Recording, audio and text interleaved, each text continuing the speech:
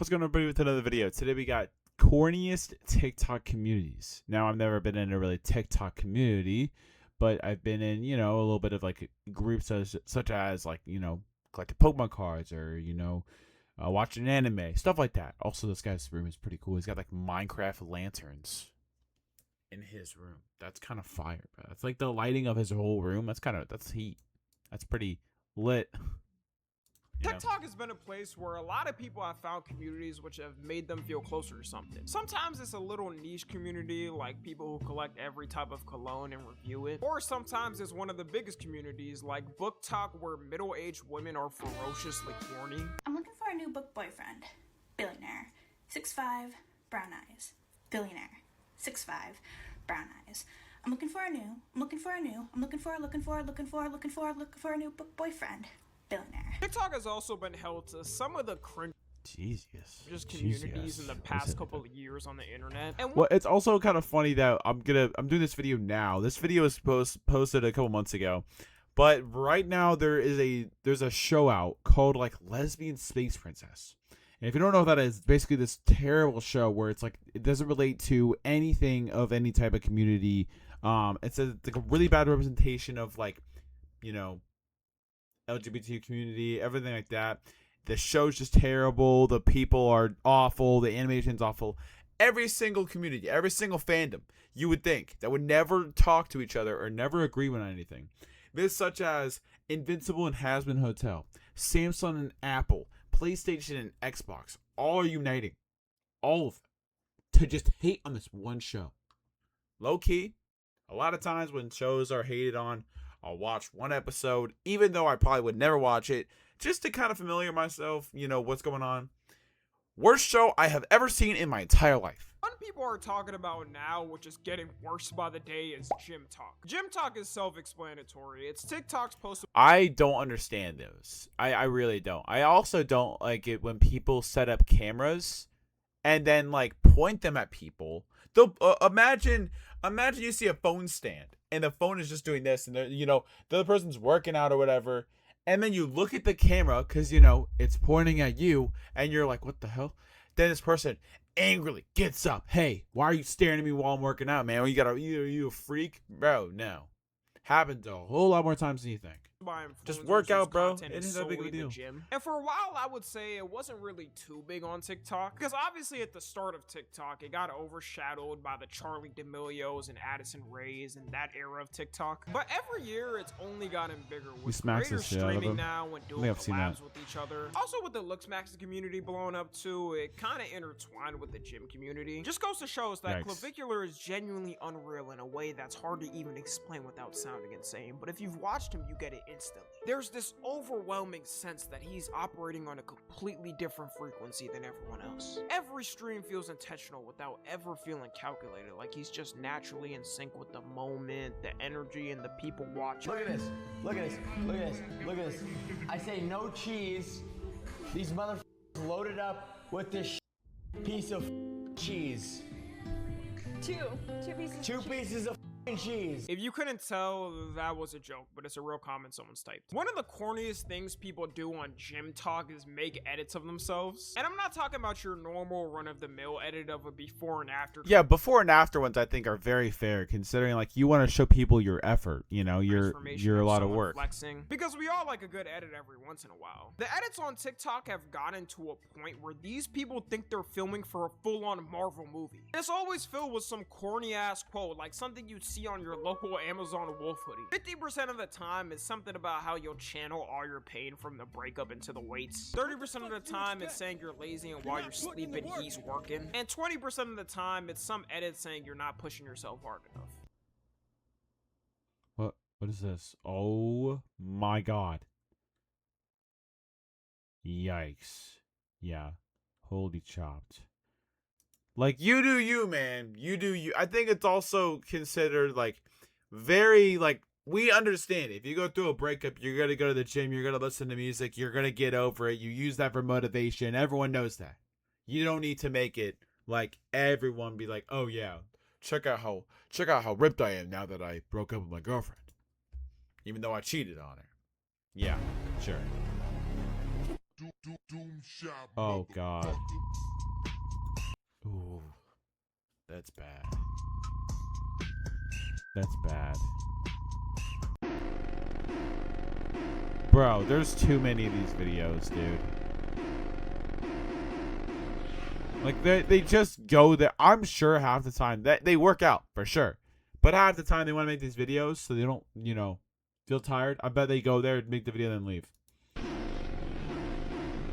If you played that bass near a daycare, you would probably hospitalize all the kids. Like, bro, just lift the dumbbell, gang. It cannot be this deep. The problem with gym talk is people feel they need to stand out the most. There's already a huge problem in the gymfluencer community with people taking gear to level themselves up. Because you'll never look as good as somebody on gear that's showing themselves off on TikTok. Now, I never want to look like someone like that because it just looks like pain. It looks painful. pretty It much looks painful. be the biggest roided up influencer and trend for a year, then fall off. So with that, Okay, bro. is the most to get views. The cloud chasing got so bad at a point a couple of years ago, you may remember, but there was this whole epidemic of girls false accusing dudes at the gym. That's exactly what I was saying at the beginning, bro. That's exactly what I was saying. Like, they'd set up their phones and either try to act like some dude was creeping on them, but in reality, they may have been waiting for a machine and just wanted to know how long they were on it. Of course, I'm not downplaying any woman that actually gets creeped on in the gym, because that does happen. And everyone that goes to the gym knows that your eye wanders a lot, because there's a lot going on. You're looking around to see which benches are open, which machines are open, which areas are open. So if some dude glances at a girl for a second or two, it's not like he's a complete creep and weirdo. But when the camera's out, they'll put in that 2-second glance and have some guy getting his life ruined over it. This probably reached its peak when an actual blind man got kicked out the gym for staring at a woman. Now all these stories completely change me when I'm at the gym. If I'm on a bench and a girl's in front of me, I either hit the meanest swerve down to stare at my phone, or stare up to the ceiling like I'm looking for heaven. I'm playing it safe. Overall, with the gym talk community, there still is some good with it. It's gotten a lot more people to get active in the gym, me included. I love that clip that guy like actually hyped. give good advice. Of course, when they're not shoving their product down your throat. People also give good recommendations for cutting food or bulk. I will say a lot of times they'll like suggest something that's either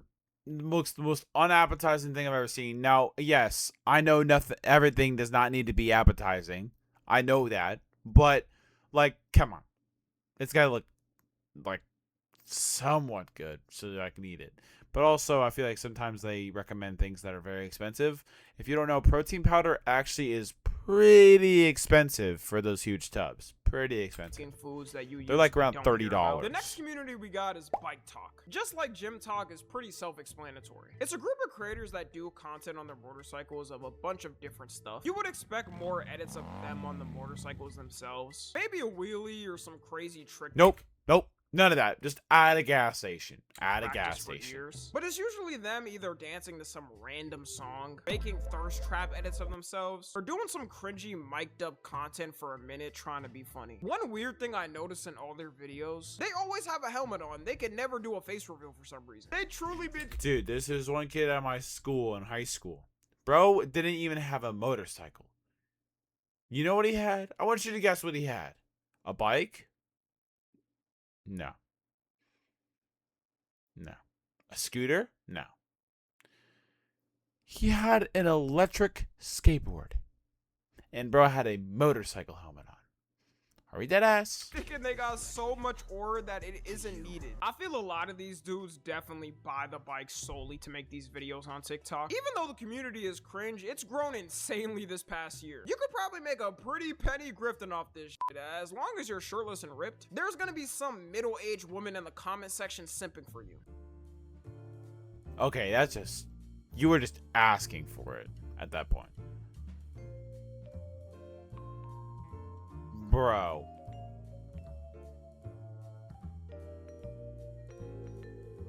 Why are we just... Bro, are we dead ass right now?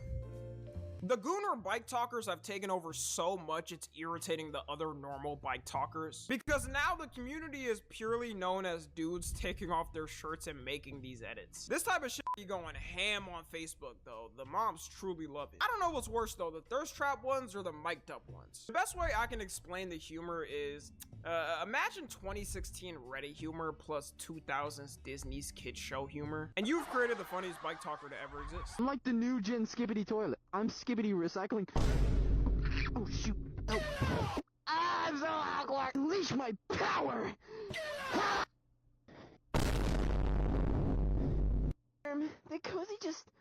Railway back. Yeah, this is really bad. This is probably the most uncomfortable and cringy thing I think I've seen all day. It 100% makes sense. You know what? I'll change it all week. At night. I couldn't imagine the type of stares they'd get doing this in the daytime. Imagine you went to go get some gas and you look to your left and see some dude on a bike shirtless. Yeah, like that's the thing. You see this guy like in a like parking lot that is completely empty. Some people do it in like open and public gas stations. How do you have that? Like, no, I couldn't. Body to the camera. Dude. A lot of them also try to claim they have autism and that's why they act like that. How is your content so cringe you can't even take credit for it and have to say it's because you're on the spectrum? And look, maybe Yeah, that's really bad. just jumping the gun, but I don't think all these dudes suddenly have autism after posting these. All these TikToks run on the same copy and paste type of humor too. It's them in front of their bike or on it, thinking of the newest, funniest 6'7", whatever. See, like, I don't understand these. This shouldn't be bike talk. This should just be TikTok. Like, I don't understand why they're, labeling themselves in the bike community if they just have a bike in the video. If I have, if I go in front of this car that's like $1 million, like, oh, I have the best car ever. I'm on Car Talk or whatever the certain car community is. Like, just because I'm standing in front of a car doesn't mean I'm necessarily in the whole community. I do think that some of the videos of like people with those really like loud ass motorcycles going down the highway doing wheelies, that's like kind of cool.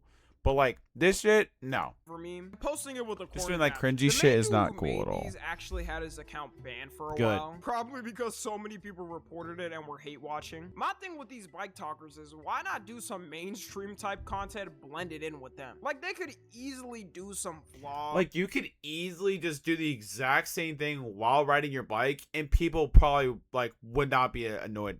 And they would be annoyed, but not as bad. Or streaming, then it would all be completely fine. They're all stuck and confined for some reason to either making thirst traps or cringe mic'd up content. And the last one I want to talk about might be the worst one. Fruit Love Island.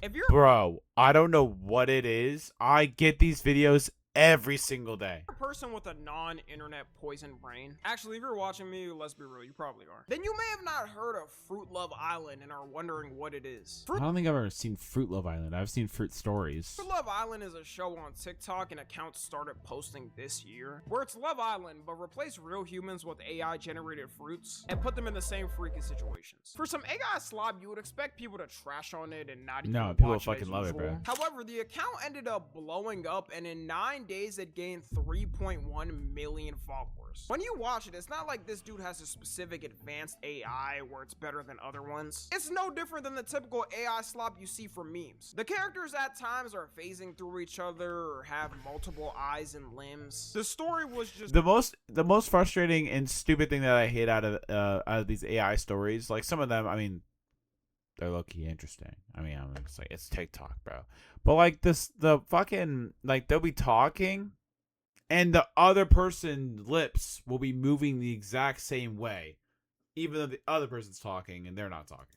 too good for people, I guess, that they ignored it. You got people fully tapped into the lore of it that they do episode reviews and give their thoughts on it. Thank No. God they sent Benito ass packing, but after watching episode Dude, that's ridiculous. 9, Tarita deserves so much better. No bullshit. First and foremost, why the fuck was Mangella hoping to get coupled up with Coco Nick? The fuck is your problem, bro? Kiwilo been down for you from the jump, and you still trying to explore your connection with my mans with a sky top feed. I'm gonna need a female bombshell to come lock down my man Kiwilo, cause you been on some straight bullshit. Oh, Then on God. top I'm sorry, who voted Draco? Y'all knew good and well he was going to sit up there and cause some trouble. Why on earth would y'all vote for him? Now, y'all better not be surprised when he steals Strawberryna, Mangelina, Watermelonina, and all the other girls over there. Ah, yes. The world's limited drinkable water supply is getting siphoned by tech oligarchs every day. All while the population suffers and has to pay their bills because we're cockroaches to them. But guys, Mangella was betraying Kiwilo after all he did for her?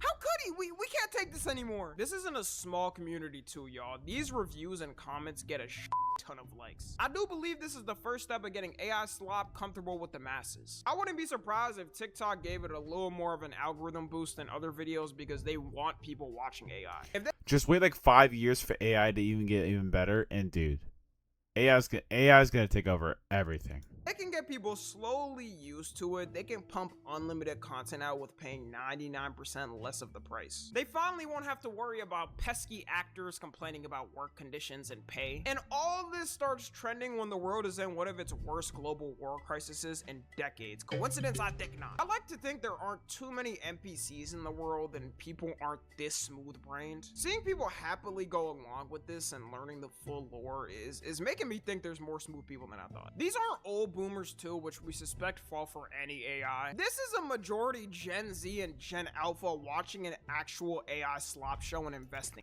I've been wanting to delete, Instagram Reels and TikTok, but like, weirdly enough, I think it's gone so bad that like, I don't know what I did before I used TikTok and Instagram Reels. I played video games for sure, and I'm gonna play video games after this video. But for the times that I just sit down and like at night and scroll my phone, I'm like, what did I do before this? I need to get back to that. People took it in their own hands though when Mass reported it so much it ended up getting banned. Then the creator ended up crashing out saying he wasn't gonna do the show anymore because TikTok kept taking down the videos. He thinks this is somehow a gotcha to the haters. This is literally what people wanted, like thank you for pulling the trigger yourself. Then he ended up getting unbanned though and managed to still post some vids. But after he came back, Sora AI ended up shutting down, so I'm not sure what he's gonna do. There's always begging on the side of a road with a sign. I see that every day. He definitely felt the walls closing in and the hate getting worse. As of me recording this today, he posted the finale and announced that he's done posting because TikTok removed him from the creator program. I'm so proud of us, man. Like, look what we can do as a generation when we team up on something. Instead of arguing about some bullshit gender. Oh no, like I said, I think I'm gonna end it off here. Like I said at the beginning, with that terrible, offensive show that came out a couple of weeks ago. Actually, I think about a week ago. And the fact that all these fandoms and all these groups and all these communities are coming together to hate on it to get it removed is just showing how much, how much crazy work we can do if we all come together. It's kind of cringy to say, but it's definitely not as cringy and corny as what we just watched. But if you guys did enjoy, leave a like, subscribe to the channel, it'd be greatly appreciated. And as always, have a good one.